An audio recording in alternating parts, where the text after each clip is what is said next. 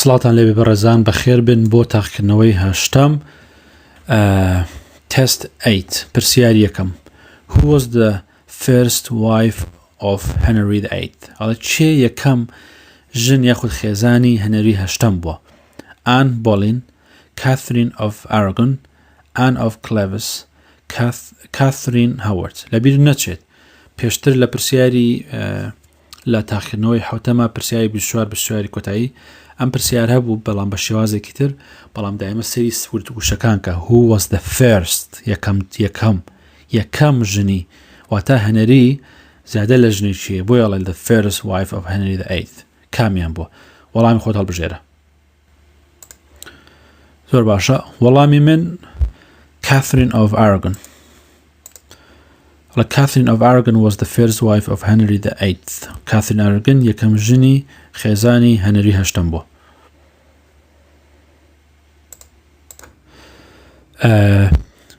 پرسیاری دوو Which of the following flags is not represented in the Union flag؟ ئەڵە کامێک لە ئاڵای ئەم وڵاتانەی خوارەوە لە ناو ئاڵای Union flag نییە ئەگەر پێشترم بەڵام ئەم پرسیارم شکرتەوە Union flag واتە ئاڵای یەکێتی یەکگرتوو ئاڵای یەکگرتووی چەند وڵاتێکە ئەمەی کە دام ناوە ئێستا لێرە ئەمە ئاڵای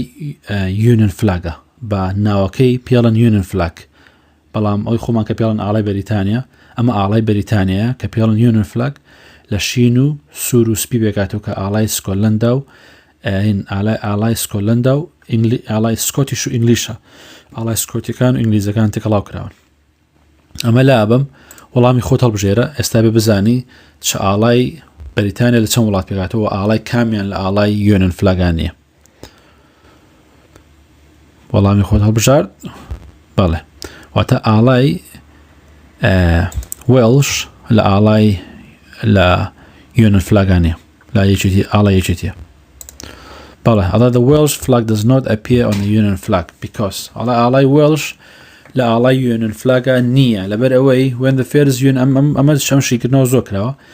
when the first Union flag was created in 1606 from the flag of Scotland and Wales ئەڵە کاتێکە Union flag ئاڵای Union دروستکرا لە ساڵی 1606 ئاڵای سکۆتلەندا و ئاڵای ئینگلند دروستکرا کەو کاتە یەکێتی کاتە و کاتی کە سکۆتلەندا ڕێکەوە لەگەڵ ئینگلند وێلس و ئینگلند زۆر پێشتر لەوە ڕێکەوتنەکەیان ڕاگەاندبوو ئاڵایشیان دروست نەکردبوو پرسیاری سێهەم When does the Edinburgh Festival take place؟ ئەڵە کەی فێستیڤاڵی Edinburgh ئەکرێت لە چ وەرزێکە Every summer, every spring, every winter, every autumn واتە هەموو هاوینێک هەموو بەهارێک هەموو دستانێک هەموو پاییزێک لە چ وەرزێکە ئەو فێستیڤاڵە لە ئیدنبرە ئاکرێت وەڵامی خۆت هەڵبژێرە وەڵامی من every summer The Edinburgh Festival takes place in Edinburgh, Scotland every summer ئەڵێ فێستیڤاڵی ئیدنبرە هەموو ساڵێک کرێت لە ئیدنبرە لە سکۆتلەندا خۆی وڵاتە لە هەموو هاوینێکە پرسیاری چوارەیەم When did the Concorde aircraft fly for the first time؟ ئەگەر ببینیت دێ باسی فڕۆکەی کۆنکۆردمان کرد پێشتر ئەڵێ کەی بۆ یەکەم جار فڕۆکەی کۆنکۆرد فڕی بۆ یەکەم جار کەی بووە لە ساڵی 1969 1970 1975 1976 وەڵامی هەڵبژێرە وەڵامی من ئەمێ 1969 بەڵێ The Concorde The world's only supersonic passenger aircraft first flew in 1969 ئەڵێ کۆنکۆرد کە یەکەم فڕۆکەیە کە لە خێرایی دەنگ خێراترە بۆ نەفەر فڕۆکەی نەفەریە یاخود فڕۆکەی نەفەر هەڵگرە کە بۆ یەکەم جار فڕی لە ساڵی 1969 supersonic واتە only supersonic passenger واتە خێراتر لە دەنگی لە خێرایی دەنگ فڕۆکەوەنە خێرا بوو لە ساڵی 1969 بۆ یەکەم جار فڕی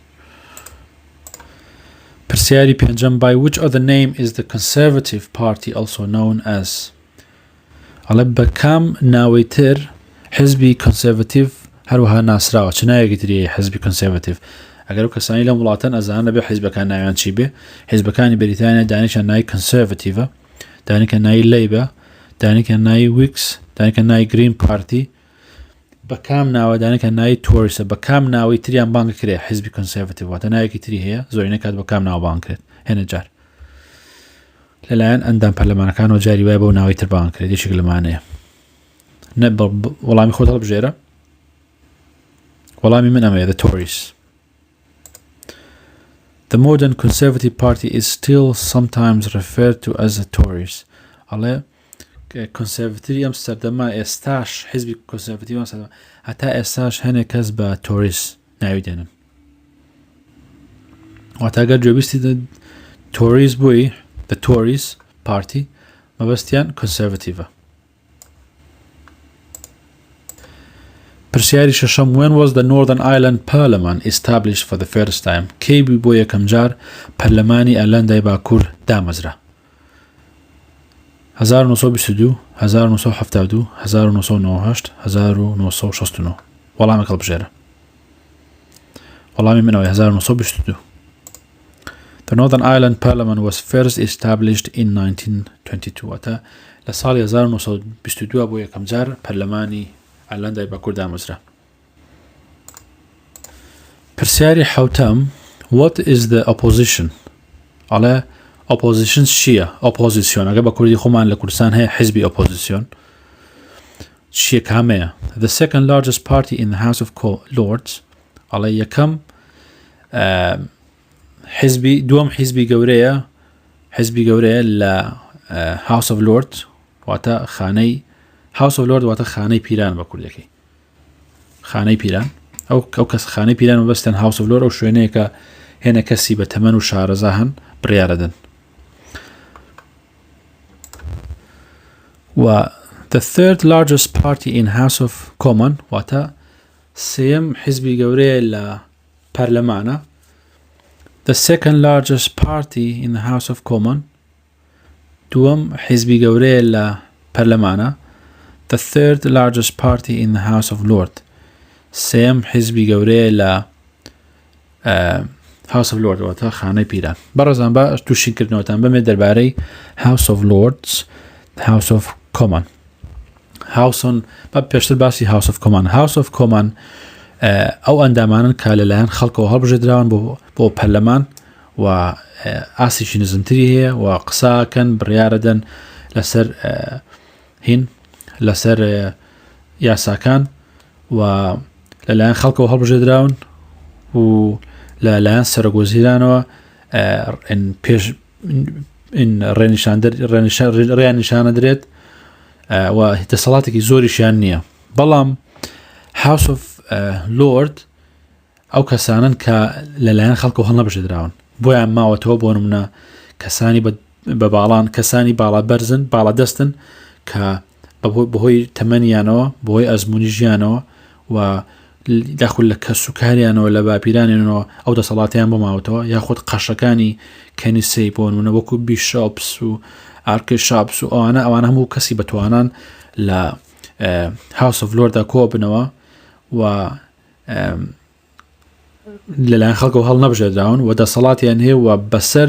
یاساکان ئاچنەوە یاساکان ڕاستەکەنەوە یاسا پێشنیارەکەن یاسا تێئەپەڕێنن ئەو یاسانی کە لەلایەن پەرلەمان و لەلایەن House of Commons دەرەچێ ئەتوانن بڕیار لەسەر یاسایانە بن واتە ئەتوانن بڕیار دواخەن ئەتوانن بڕیار بلۆکەن ئەتوانن دەسەڵاتی زۆریان لەژێر دەستایە House of Lords ئەمانە بەگشتی هەمویان بۆ سەرەکە سەرەکانن 12 کەسن بەڵام کۆی گشتی ئەندامەکانە نزیکەی 600 ئەندامە بەڵام دەسەڵاتی زۆریانەیە زۆر شتی بەهێزیان بەدەستەوەیە جا پرسیارەکەم بەزویستم بۆشیت ئەوتان بۆشیکەمەوە پرسیارەکەم بۆ چی what's the opposition واتە opposition چییە وەڵامی خۆت هەڵبژێرە زۆر باش وەڵامی من ئەمەیە وەڵامی من ئەمەیانە بەڵێ the second largest party in the House of Commons is called the opposition واتەڵێ دووەم حیزبی گەورە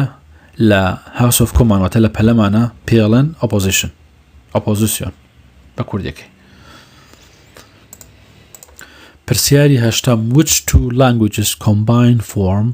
the basis of English language ئەڵێ کام دوو زمانە پێک هاتووە و بناغەی زمانی ئینگلیزیە کام دوو زمانە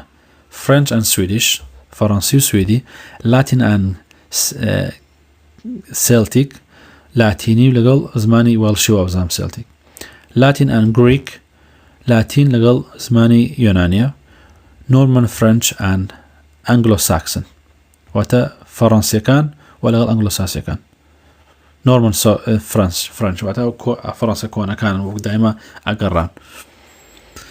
وەڵامێک هەڵبژێرە وەڵامی من ئەمەیە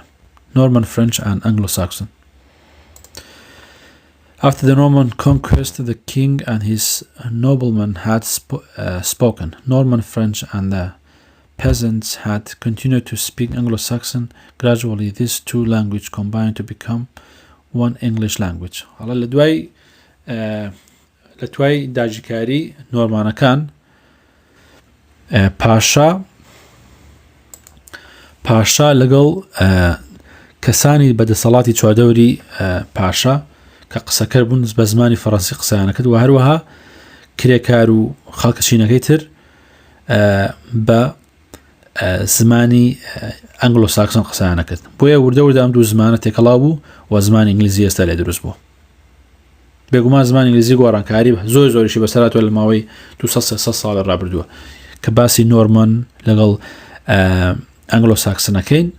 ئەوە باسی نزیکەی 700 800 900 ساڵ پێشستاکەن بگرە زیاتریش پرسیاری نۆیەم which three of the following are known to be main parts of the British government ئەڵێ کامێک لەم سیانەی خوارەوە کە ناسراون بە بەشێکی سەرەکی حکومەتی بەریتانیا کامێک لەم سیانەی خوارەوە the cabinet کابینە the judiciary واتە دەسەڵاتی دادوەری the local organizations ڕێکخراوە ناوچەیەکان the police کامێک سیان لەمانە وەڵامی خۆت هەڵبژێرە وەڵامی من the cabinet واتە کابینە حکومەت the judiciary واتە دەسەڵاتی دادوەری و the police ئەمانە پێم وایە بەشێکن لە هەری گرنگ بەشێکی گرنگ لە حکومەتی بەریتانیا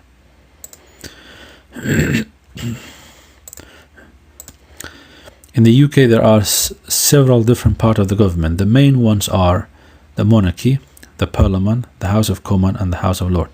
the Prime Minister, the Cabinet, the judiciary courts, the police, the civil services and the local government. بۆیە لە بەریتانیا چەند بەشێکی زۆر گرنگ هەن لە حکومەتە.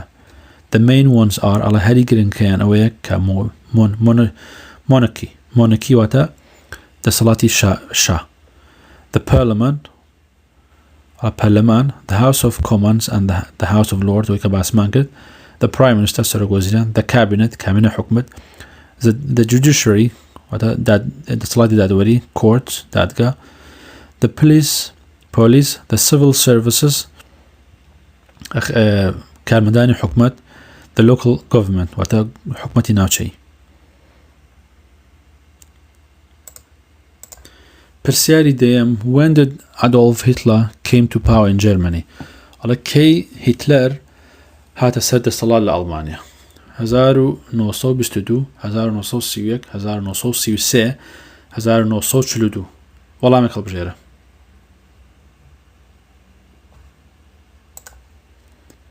وەڵامی من 1933 بەڵام هیتلەر هاتە سەر دەسەڵات یاخود دەسەڵاتی کردە دەست لە ساڵی 1933 لە ئەڵمانیا پرسیاری یانزەیەم who invented the hovercraft ئەڵە چێ هۆڤەرکرافتی داهێنا هۆڤەرکرافت بەلەمێکی سەر ئاوە و هەم لە بوشکانیە ڕوا بەلەمێک وەکو هین وەکو ئەتر لە شێوەی بۆ سەربازی بەکاردێنن بۆ خەڵک گواستنەوەی خەڵک بەکاردێن هەم لەسەر ئاوە ڕوا هەم لەسەر وشکانیش ڕوا ژێرەکەی چواردەوەرەکەی چوپێکی گەورەیە لەوانە بینی بێتە چێ دروستی کرد چێ داهێنا سێر فرانک ویتل سێر کریستۆفەر کۆکڕێل جۆن لۆجی بێت سير روبرت إدواردز وەڵامێک هەڵبژێرە وەڵام میمێن سير كريستوفر كوكريل سير كريستوفر كوكريل 1910 بۆ تەمەنی 99 ساڵ بووە a British inventor داهێنەرێکی بریتانی بووە invented the hovercraft in the 1950s واتە hovercrafتی داهێنا لە ساڵی 1950 کە بەلەمێکی وشکانی و سەراویش Which court پرسیاری دوانزەیەم Which court deals with the serious criminal offences in Wales ئەڵە کام دادگا مامەڵا یاخود هەڵسوکەوت لەگەڵ لەسەر تاوانی زۆر جدی تاوانی زۆر گەورە ئەکا لە Wales The Sheriff Court, the Crown Court, the High Court, the Magistrate Court کام دادگایان وەڵامێک هەڵبژێرە وەڵامی من the Crown Courts Bala, correct. In England, Wales and Northern Ireland, serious criminal offences are tried in front of the judge and jury in a Crown Court. La England to Wales la Northern Ireland Bakur تاوانە گەورەکان لەلایەن و لە بەردەمی دادوەر و جوری ئەو چوار بێلایەن دوانزە بێلایانی کە لەناو دادگا دانیشتن لە کراون کۆرتە مامەڵایان لەگەڵاکرێ بەڵام لە سکۆلەن کەیسی جدی بۆ شێوازە یاخۆ کەیسی گەورە لە دادگای شێریف مامەی لەگەڵاکرێت و هەندێک جار تەنها دادگای شەریف یاخود دادوەرە بێ هێنە جار دادوەریش و لەگەڵ جوورەکانی شابێت لە سکۆلەن بەپێی کەیسەکان لە دادگای شەریف کۆرت مامەڵە لەگەڵ ئەو کەیسە جدیانەکرێت کەیسی گەورە تاوانی گەورە بەڵام لە ئینگلند و وێلز و نۆردن ئایلند لە کراون کۆرت ئەو کەیسە گەورانە ماوەی لەگەڵاکرێت پرسیاری سیانزەم What is the minimum age requirement to buy alcohol in a pub or nightclub in the UK ئەڵێ کەمترین تەمەند چییە کە بتوانی ئالکۆهۆل بکڕی لە پۆپەکان یاخود لە کڵاپی شەوانە لە بەریتانیا ئەبێت تەمەنت چەند بێت یاخود تەمەنت لە چەند کەمتر نەبێت 16 18 20 21 وەڵامێک هەڵبژێرە وەڵامی من 18 ساڵە بەڵێ ئالکۆهۆل بکڕی لە پۆپەکان لە لە نایت کلاب ئەبێت تەمەنت لەسەر و 18 ساڵە بێت بەڵام ئەو کەسانەی کە کەسێکی بەتەمەنێ لەگەڵا ڕەنگە بتوانن لە ناو پۆپەکانە ئالکۆل بخۆنەوە بەڵام بە کەسێکیان لەگەڵا بێت واتاگە کەسێک تەمەنی لەژێر 18 ساڵ بێت زۆر مناڵیش نا بەڵام لەژێر 18 ساڵ بۆ 16 بێت کەسێکی لەگەڵا بێت ئەوە توانێت بیخواتەوە ئەمایان پرسیارێکی ئاسانە What is the coin with the highest value in the UK ئەڵێ پارەی ئاسینەکان بۆنەوە پارەی کۆین پێواتە پارێکی ئاسن بێ بەرزترین پارەی ئاسن نرخەکەی چەندە لە بەریتانیا ئەوە خۆ لە شانشین یەگرتو 55 2 پاوەند 5 پاوەند 10 پاوەند وەڵامێک هەڵبژێرە وەڵامی من 2 پاوەند بەڵێ پرسیاری پانزەیەم When were protection orders to protect a person from being forced into marriage introduced in Scotland ئەڵێ کەی بوو فەرمان یاخود یاسای مارە برینی بە زۆرە ملێ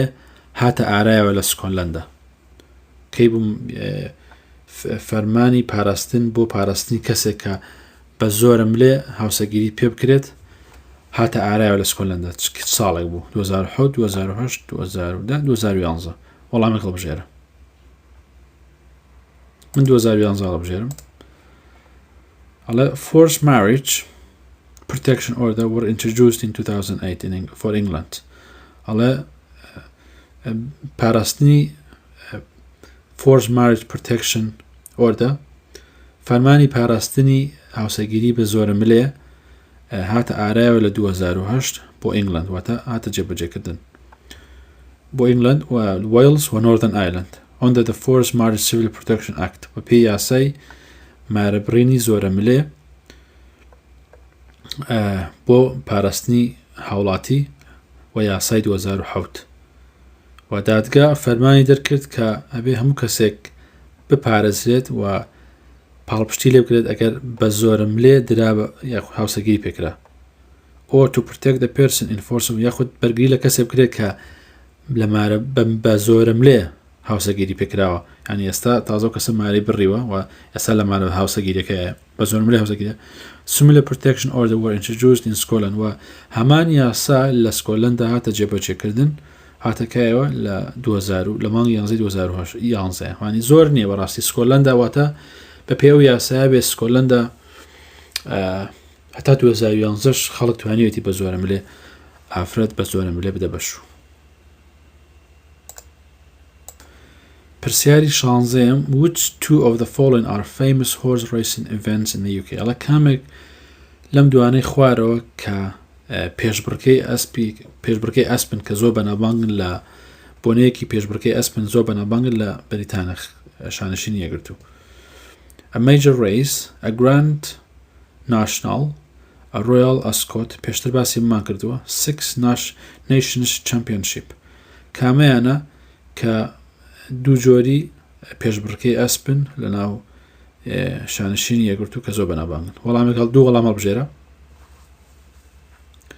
وەڵامی من ئەمەیانە the grand national و royal ascot. بەڵێ famous horse racing event in the UK include royal ascot and the grand national واتەڵێ سوار ئەسپی پێشبڕکەی سوار ئەسپی بەناوبانگترین بۆنەکانن لە شانشینی یەکگرتووە لە بەریتانیا royal ascot و the grand national ئەو دوو بۆنەیەن کە پێشبڕکەی ئەسپی تیاکرێ. پرسیاری حەڤەیەم which of the following events relate to the German bombing of London and other British cities at night time during the World War II ئەڵێ کام بۆنەیە لەو بۆنانەی خوارەوە پەیوەندی بە بۆمبارمێندەکەی هینەیە یاخود تۆپبارانەکەی ئەڵمانیا هەیە کە تۆپبارانی شاری لەندەنی کرد و شارەکانی تری بەریتانیای کرد لە شەوە لە جەنگی جیهانی دووەمە لە کاتی شەوا بوو جەنگی جیهانی کام بۆنێکە کە یادەوەری ئەو کاتا کرێتەوە کە لە ئەڵمانەکان تۆپبارانی لەندەنیان کرد و هەروە شارەکانی تری بەریتانیا لە کاتی شەوە لە جەنگی جیهانی دووەمە. The bombing, the German raid, the Bilties, the Axe. وەڵامی هەڵبژێرە. وەڵامی من ئەمەیە the Bilties. The Bilties relate to the German bombing of the London. ئەڵێ the Bilties پەیوەندی بەوەیە کە ئەڵمانەکان لەندەنیان بۆمباران کرد لەگەڵ شارەکانی تری بەریتانیا لە کاتی شەوە لە جەنگی جیهانی دووەمە. پرسیاری 18 who wrote an oratorio called Messiah which is regularly sung by choir at Easter time. ئەڵێ چێ ئۆراتۆریای نووسی بە ناوی مەسایە کە ئەیڵێنەوە گۆرانیە by choir یعنی بە کۆمەڵ at Easter time لە کاتی ئیستەرە. بە بۆتانشیکەم و پرسیارەکە ئۆراتۆریا شێوازە چیرۆکێکن ئەنووسرێن دەربارەی ژیانی مەسیح و کوایە لێرەگە ببینی کوایە کۆمەڵە خەڵکەنەکەی بینی بێتان لە کەنیسەکان هێنێ کۆمەڵە کچن کۆمەڵە کوڕن یاخود تێکەڵاون پێک و گۆرانێک ئەڵێن گۆرانێکی ئاینی ئەڵێن لە کەنیسەکانە واتە ئۆراتۆریە گروپی خەڵکی مۆزیکن گۆرانی ئۆراتۆریە گۆرانەکان نووسن بۆ ئۆراتۆریۆ بەڵام گۆرانێکیان نووسیوە شێ گۆرانەکەی نووسیەوە گۆرانی ئۆراتۆریە بە ناوی مەسایە واتە مەسیح بە ناوی مەسیحەوە which regularly sung by a choir کە بە کاتێک کە بە بەردەوامی ئەو گۆرانەیە وترێت لە by choir بە کۆمەڵ لە ئیستە تایم لە کاتی ئیستەرە. چی ئەو گۆرانی نووسیەوە؟ بەڕاستی ئێنێ وشەی بایبڵ هەیە تەنها لاتینیە تۆزێ قورسە بتوانی بە ئەگەر شارەزایی نەبێ بتوانی تێبگەی بەڵام ئێوە ئەبێ وشتەکان تێبگەن کە تێگەیشتن لە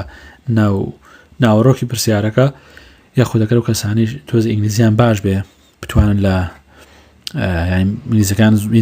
ئەوەنە باش بە شێوە بێ کە هێنە وشیان بیست پێ بۆنە مەسایە یاخود کوایە ئیستە تای ئەوانە بزانی ئاسانترێ بۆ تۆ چێ نووسیوێتی. جۆرج فرێدریک هاندل، سەر ئێدوارد ئەلگر، گۆستاف هۆڵست، هێنری پۆرسەل. وەڵامێک هەڵبژێرە. وەڵامی من جۆرج فرێدریک هاندل. George Frederick Handel wrote an oratorio, Messiah, which is sung regularly by choir, often at Easter time. Piawa George Gorani oratorio Messiah نووسیوە کە لە کاتی ئیستەرە لە کوایەر یعنی بە کۆمەڵ ئەیڵێن بە تایبەتی لە جەژنی ئیستەرە. ئیستەر واتە ژیانەوەی ئیسای مەسیح دوای 3 ڕۆژ کە لە خاش دراوە.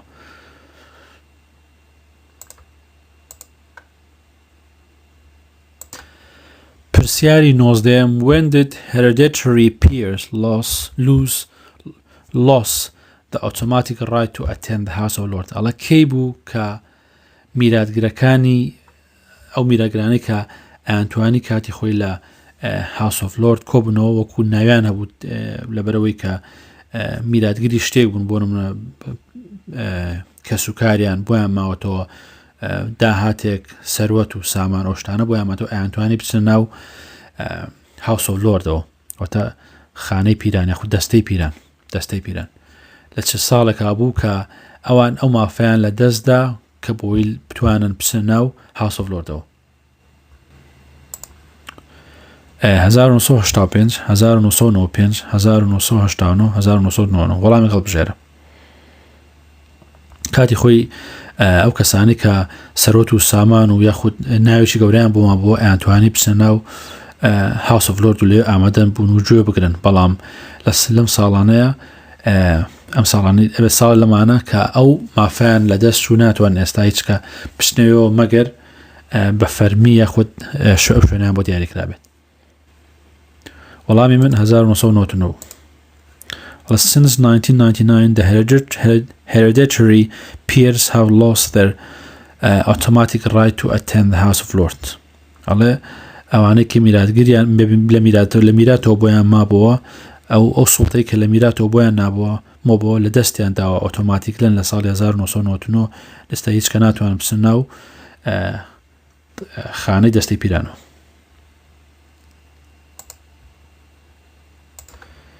Which of the following is England's largest national park? کامی لەمانی خوارە گەورەترین پارکی نیشتیمانی ئینگلتەرا یاخود ئینگلەندە. The Lake District, Snowdonia, South Downs, Loch Lomond and the Trossachs. ئەگەر شارەزابی لە چوادۆری ئینگلەندە بێگومان ڕاستەخۆ ئەگەری هەیە بزانیت شوێنێکە، بەڵام وەڵامی خۆت هەڵبژێرە. وەڵامی من Lake District. The Lake District is England's largest national park. پرسیاری 21. Which of the following social change took place during the swinging 60? ئەڵە چی گۆڕانکاریەکی کامی لەمانی خوارەوە گۆڕانکاری کۆمەڵایەتی گەورە بوو یا گۆڕانکاری گەورە دروست بوو لە 60ەکانە. The position of the woman in the workplace was improved. جێگە و پێگەی ومان in ئافرەت لە شوێنی ئیشا بەرەو پێش چوو، چاکساریش تێکرا و everyone could study in the university for free. هەموو کەس ئەتوانی بخوێنێ لە زانکۆ بۆ بەبەلاش. People from the same gender were allowed to get married. خەڵک لە هەمان ڕەگەزە ئەتوانی هاوسەگیری بکەن، واتە دوو کەس یعنی پیا و ئافرەت. All musical events were free. هەموو بۆنەیەکی مۆزیقی خۆڕە بەلاش بوو. چ گۆڕانکارێکی کۆمەڵایەتی کرا. چ گۆڕانکاریی گەورە لە کۆمەڵگایە کرا و جێبەجێ بوو. وەڵامێک هەڵبژێرە. وەڵامی من ئەمەیە. The position of women in the workplace was improved. واتە پێگەی ومان یاخود جێگەی ومان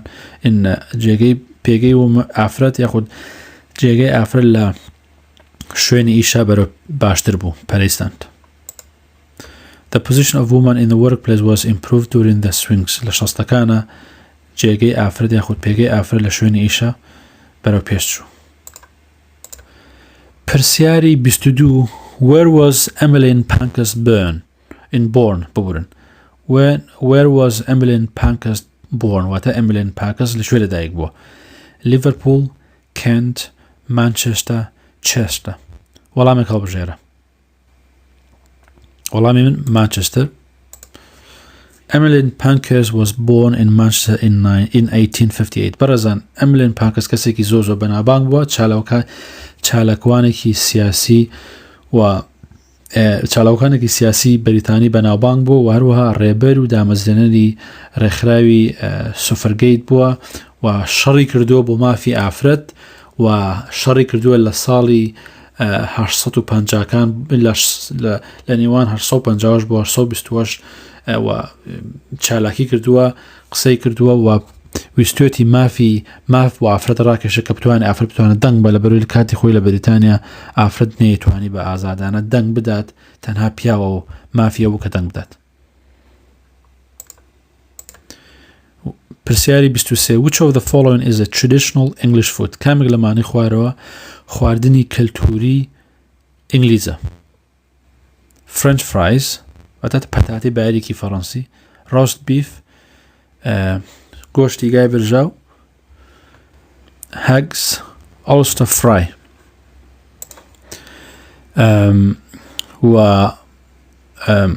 oyster fry یاخود haggis بەڕێزان haggis وەکو تقریباً سەرپێ وایە بەڵام خوانێکی سکۆتیە و جگەر و دڵ و ئەتر سیەکان و ناوەرگی بزن و ینی هەمووی تێکەڵاوەکەن خوانێکی لێ دروستەکەن ئەمە ئەی خۆن ئەمە خوا تقریباً نزیکە لە سەرپێوە بەگشتی haggis و oyster fry ئەمەیان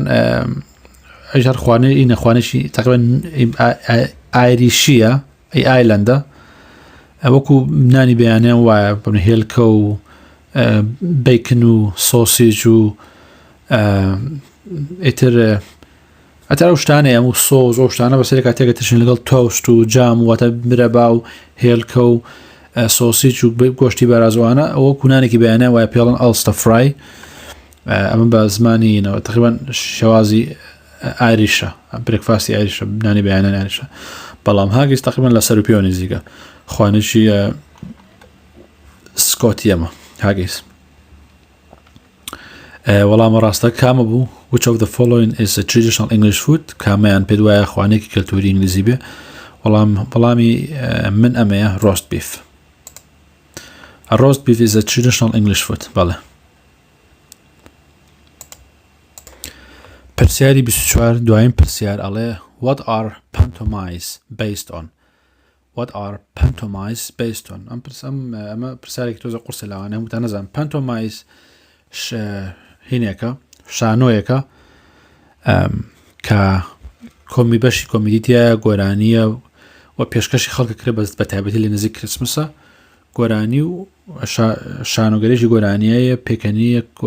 کۆمیدیە بۆ بە تایبەتی بۆ مناڵان و بۆ خێزان وشتی وایە لە کاتی کریسمسە واتە What are pantomimes based on؟ Fairy story, drama story, traditional story, war story واتەڵێ باسمان کرد لەسەر چ بنەمایەکە pantomimes fairy story واتە چیرۆکی ئەفسانەی drama story چیرۆکی دراما traditional story چیرۆکی نەریتی war story چیرۆکی جەنگ لەسەر چ بنەمایەکە وەک باسم کرد چۆن پێناسەی کرد pantomimes چۆن پێناسم کرد ئەبێ ئێستا بزانی لەسەر چ بنەمایەکە ئەگەر نازانی کێشە نیشەڵا پێدەڵێم وەڵامی خۆت هەڵبژێرە وەڵامی من fairy story.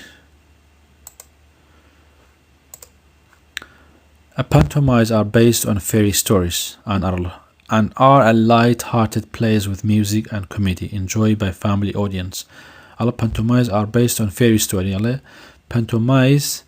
pekatۆ لەسەر بنەمای چیرۆکی ئەفسانەی and light-hearted plays واتە دڵخۆش دەکات دڵ ڕووناکاتەوە و لەگەڵ گۆرانی و کۆمیدیە پێشکەش دەکرێت enjoy by family audience واتە بینەرانی خێزاندار خۆشی لێبینن بەڕێزان ئەمە کۆتایی تاقیکردنەوەی هەشتەم تست 8 بوو ئینشەڵا لە تستی نۆیاتان بینم